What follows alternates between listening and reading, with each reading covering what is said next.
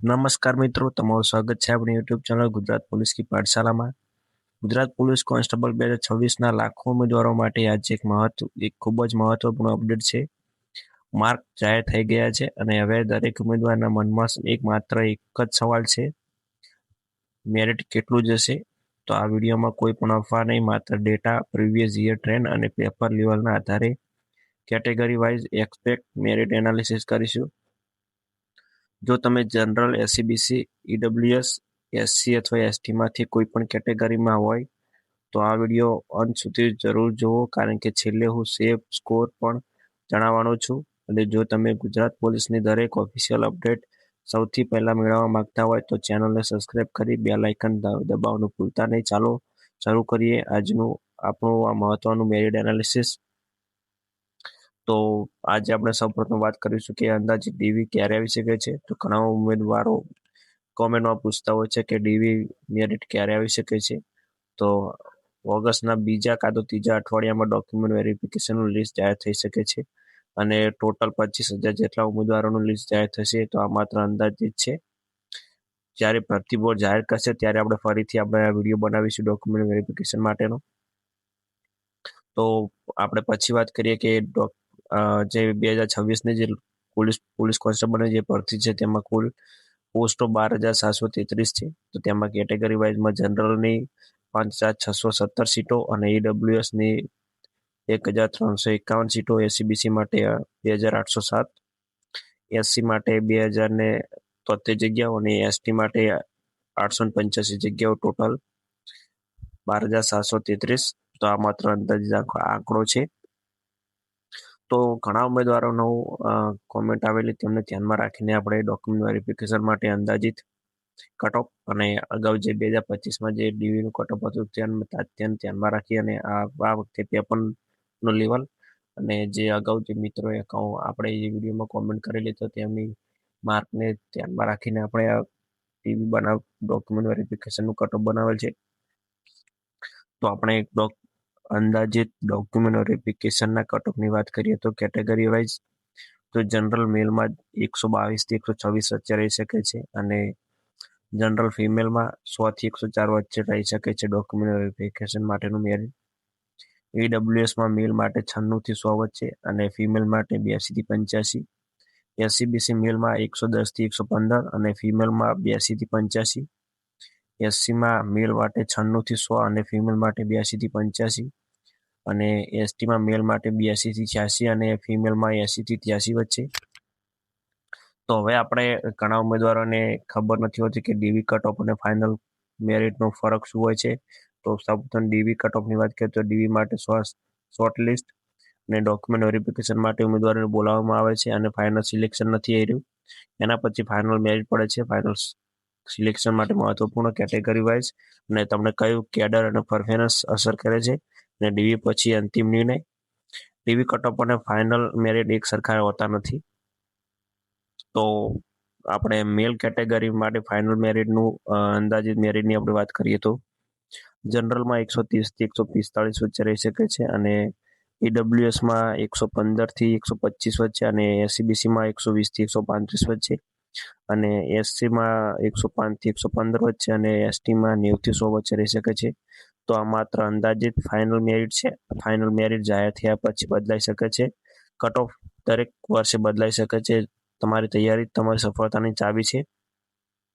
તો મિત્રો, આ માત્ર અંદાજિત મેરિટ છે. જ્યારે ફાઇનલ મેરિટ જ્યારે પ્રથમ પ્રીવિયસ મેરિટ આવશે, જ્યારે ડોક્યુમેન્ટ વેરિફિકેશન પછી, ત્યારે આપણે ફરીથી વિડીયો બનાવીશું. તો હવે આગળ વાત કરીએ ફિમેલની.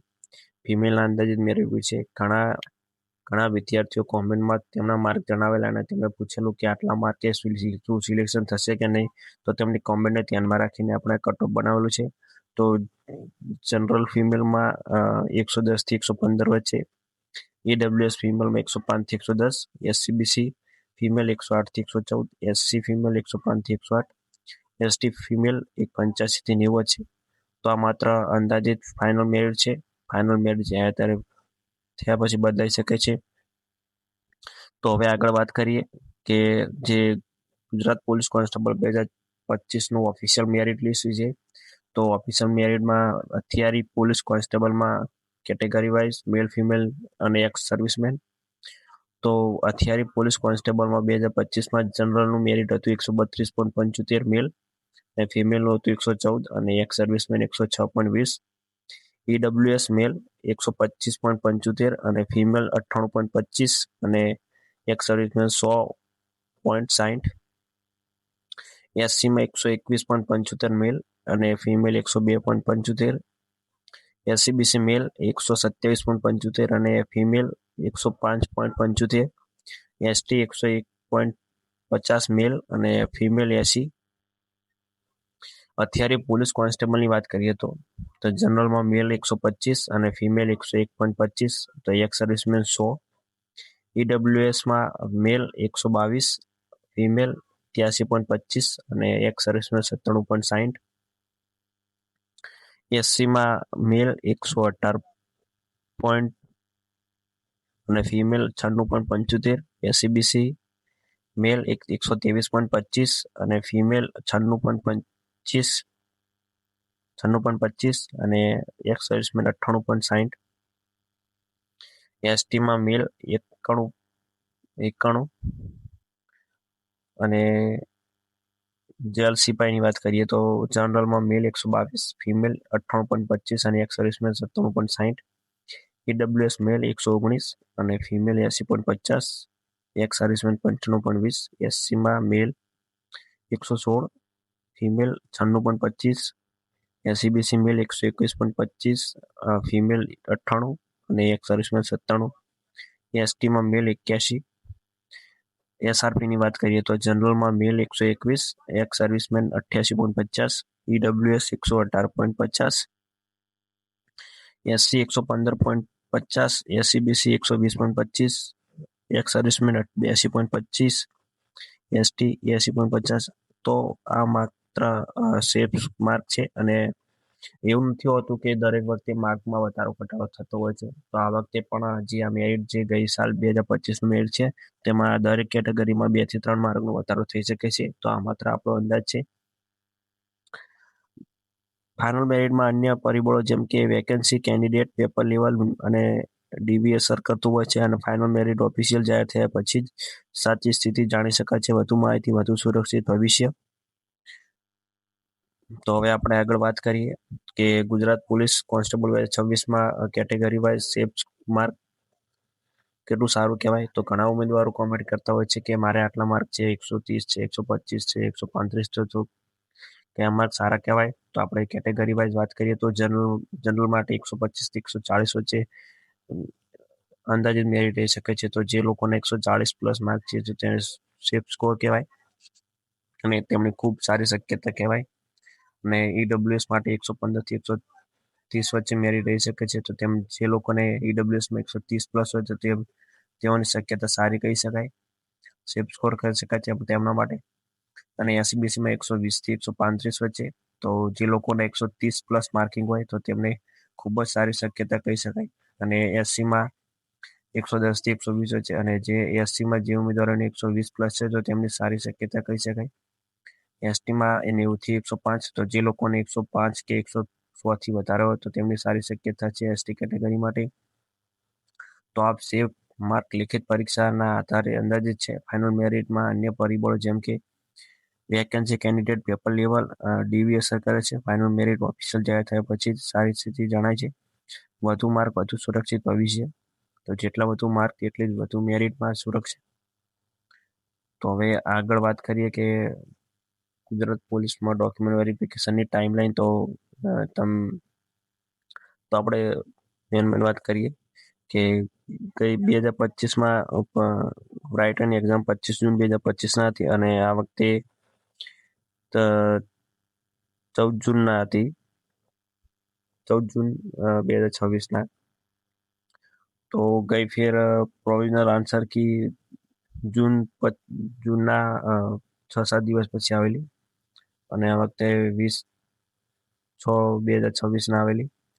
અને ગઈ વખતે ફાઇનલ આન્સર કી 30 જુલાઈ 2025ના અને આ વખતે 8 જુલાઈ 2026ના આવેલી ફાઇનલ આન્સર કી. અને એમાં માર્ક જાહેર થયેલા ગઈ વખતે 6 ઓગસ્ટ 2025ના અને આ વખતે લગભગ 12 થી 13 જુલાઈ આસપાસ માર્ક જાહેર કરેલા.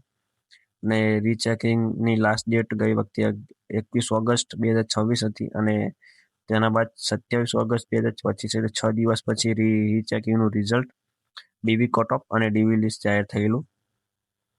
તો આ વખતે 27 જુલાઈ 2026 અંતિમ ડેટ હતી, પણ હજુ સુધી ડોક્યુમેન્ટ વેરિફિકેશન લિસ્ટ જાહેર થયેલ નથી. એટલે મારા અંદાજ મુજબ 3 થી 7 તારીખ વચ્ચે ડીવી નું કટ ઓફ આવી શકે છે. તો એ ગઈ વખતે ડીવી સ્ટાર્ટ થયું હતું ઓગસ્ટ અંતમાં અને સપ્ટેમ્બરની શરૂઆતમાં. તો આ વખતે પણ 10 ઓગસ્ટના અંતમાં અને સપ્ટેમ્બરમાં શરૂ થઈ શકે છે ડોક્યુમેન્ટ વેરિફિકેશન માટે. અને પ્રીવિયસ મેરિટ ડીવી પછી આવતું હોય છે. તો આ વખતે સપ્ટેમ્બરના અંતમાં કાં તો ઓક્ટોબરમાં આવી શકે છે અને ફાઇનલ મેરિટ જે ડીવી કટ ઓફ પછી મેરિટ પડે તેના બાદ આવી શકે છે.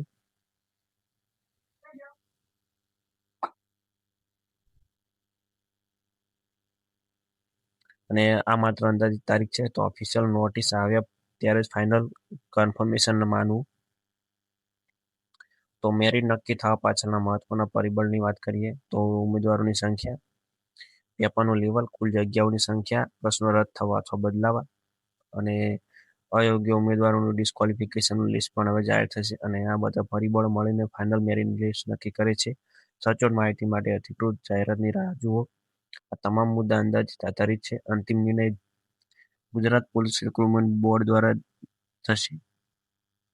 તો હવે આગળની પ્રક્રિયા શું થશે? તો રીચેકિંગનું રિઝલ્ટ આવશે, ડોક્યુમેન્ટ વેરિફિકેશનનું લિસ્ટ આવશે અને ડોક્યુમેન્ટ વેરિફિકેશન શેડ્યુલ આવશે. પછી ફાઇનલ મેરિટ પણ આવશે. ડોક્યુમેન્ટ જો તૈયારી હમણાંથી જ શરૂ કરી દો, જે લોકોને સારા માર્કિંગ છે તે ડોક્યુમેન્ટ તૈયાર રાખો, કેટેગરી વાઇઝ કેટેગરી અપડેટ રાખો અને ઓફિશિયલ નોટિસ નિયમિત ચેક કરતા રહો. અને જે લોકો હજુ આપણે ડોક્યુમેન્ટ વેરિફિકેશનનો સંપૂર્ણ વિડીયો જોયો નથી લિસ્ટ માટેનો, તો તે જોઈ શકે છે. અને કોઈને કોઈ ડોક્યુમેન્ટમાં કે મૂંઝવણ હોય તો તમે આ વિડીયોમાં કોમેન્ટ કરી શકો છો. તો હવે આપણે છેલ્લે વાત કરીએ કે બોર્ડર સ્કોર કયો કયો, સ્ટ્રોંગ સ્કોર કયો કહેવાય અને વેરી સ્ટ્રોંગ ચાન્સ કયો કહેવાય. તો 125 થી 127 વચ્ચે બોર્ડર લાઇન અને ગુડ ચાન્સ કહેવાય અને 128 થી 130 વચ્ચે સ્ટ્રોંગ ચાન્સ કહેવાય અને 131 થી 135 વચ્ચે જે ઉમેદવારના માર્ક છે તો તેમને વેરી સ્ટ્રોંગ ચાન્સ કહી શકાય. આ કેટેગરી વાઇઝ પ્રમાણે કે સિલેક્શન ચાન્સ બદલાઈ શકે છે. તો તમારા માર્ક તમે કમેન્ટ કરો અને સિલેક્શન ચાન્સ જાણવા માટે માર્ક કમેન્ટ કરો. તમારો સ્કોર તમે કોમેન્ટમાં જરૂર લખજો. આગામી વિડીયોમાં કેટેગરી મુજબ સંપૂર્ણ મેરિટ પ્રેડિક્શન અને ફાઇનલ કટ ઓફની વિગતવાર ચર્ચા કરીશું. આવા જ સાચા અને ઝડપી અપડેટ માટે ગુજરાત પોલીસ કી પાઠશાલાને સબસ્ક્રાઇબ કરો. જય હિન્દ, જય ભારત.